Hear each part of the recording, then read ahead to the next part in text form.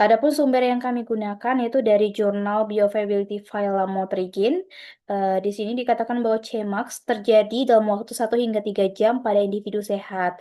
Waktu untuk mencapai Cmax tidak berubah secara signifikan dengan dosis yang berbeda. Nah, permasalahan yang saya angkat itu adalah bagaimana Cmax, Tmax, AUC, dan clearance lamotrigine pada anak-anak dan pasien yang memiliki penurunan fungsi ginjal mempengaruhi absorpsi, distribusi, metabolisme, dan eliminasi obat. Di sini saya menggunakan jurnal Pharmaceuticals. Di sini ada grafik, ada A, B, C, D. Di sini untuk yang A diberikan lamotrigine itu dengan dosis 25 miligram. Kemudian untuk yang B itu adalah 100 miligram. Untuk yang C itu adalah 200 miligram. Dan untuk yang D itu adalah 300 miligram.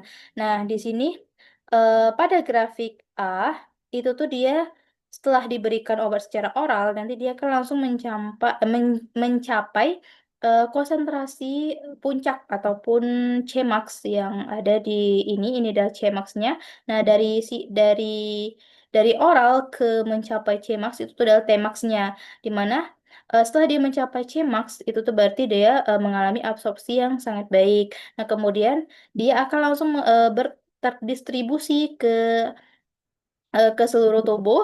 Kemudian setelah dia terdistribusi, kemudian dia akan mengalami metabolisme. Kemudian di sini adalah clearance-nya. Nah, di clearance ini kita bisa melihat di grafik itu dia mengalami penurunan yang secara normal, tidak terlalu cepat dan tidak terlalu lama. Dan di sini artinya clearance-nya itu normal. Berarti kalau clearance-nya normal berarti proses pembersihan ataupun eliminasinya pun juga akan sangat normal. Berarti membutuhkan waktu yang normal, bukan terlalu cepat dan tidak terlalu lama. Begitu juga dengan B, dosisnya itu adalah 100 miligram, kemudian yang C itu adalah 200 miligram dan 300 miligram sama. Dia tidak mengalami, khususnya untuk eliminasi, Cmax-nya, Tmax-nya tidak mengalami perubahan yang signifikan. Nah, jadi metabolisme ini dia di mana lamotrigin itu membentuk lamotrigin N2 glukuronida. Nah, di mana dia melalui UGT dan UDPGA dia akan menambahkan glukosa pada gugus nitrogen yang ada di sini, sehingga setelah penambahan glukosa sehingga dia yang awalnya N itu tidak bermuatan jadi bermuatan positif setelah penambahan gugus glukosa. Nah, jadi bentuk lamotrigin N2 glukuronida inilah yang nantinya akan diekskresikan melalui ginjal dalam bentuk urin ataupun feses. Kemudian ini adalah dosis ganda yang diberikan kepada pasien dengan individu yang sehat. Nah, di sini yang membedakannya adalah dia tetap mencapai dari pemberian oral, kemudian dosis lamotrigin yang pertama, dia akan mencapai Cmax, kemudian nanti dia akan menurun. Menurunnya itu bukan dalam bentuk ekskresi, tapi dia menurun mencapai Cmin atau konsentrasi minimal. Nah, untuk konsentrasi minimal itu ada batasnya walaupun dia konsentrasi minimal tapi dia masih dalam kategori efek terapi.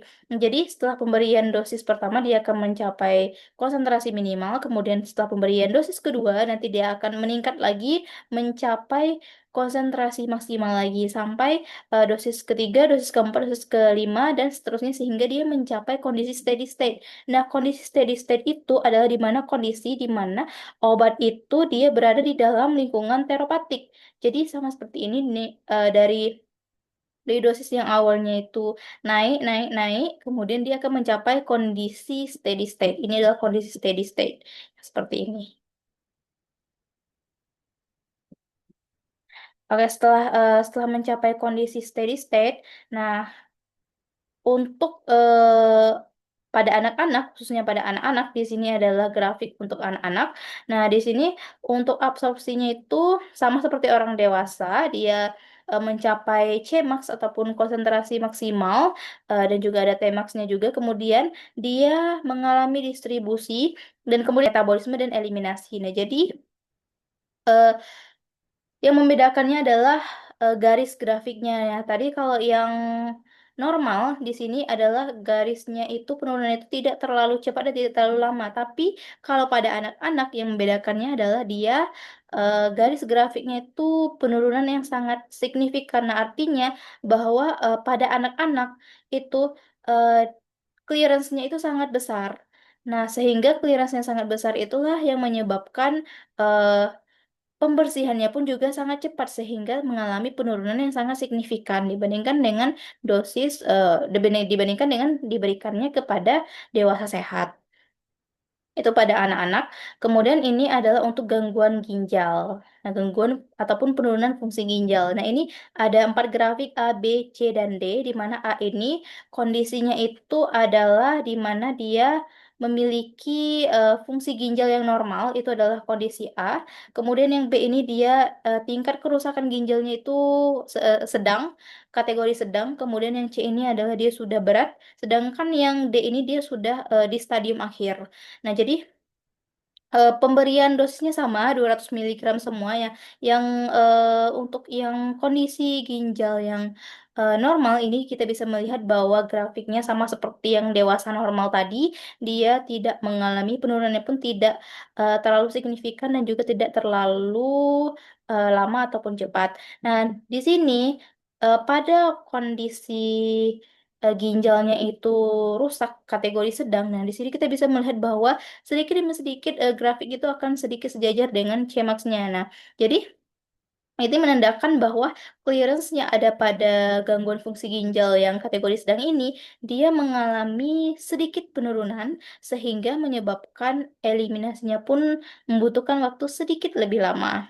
Nah, kemudian yang C ini sudah di tingkat berat. Kemudian di sini kita bisa melihat bahwa garisnya pun juga hampir sejajar dengan Cmax-nya. Kemudian untuk clearance-nya itu bisa bisa kita lihat bahwa clearance-nya ini adalah dia sudah mengalami penurunan, tapi dia untuk eliminasinya pun juga akan membutuhkan waktu yang cukup lama.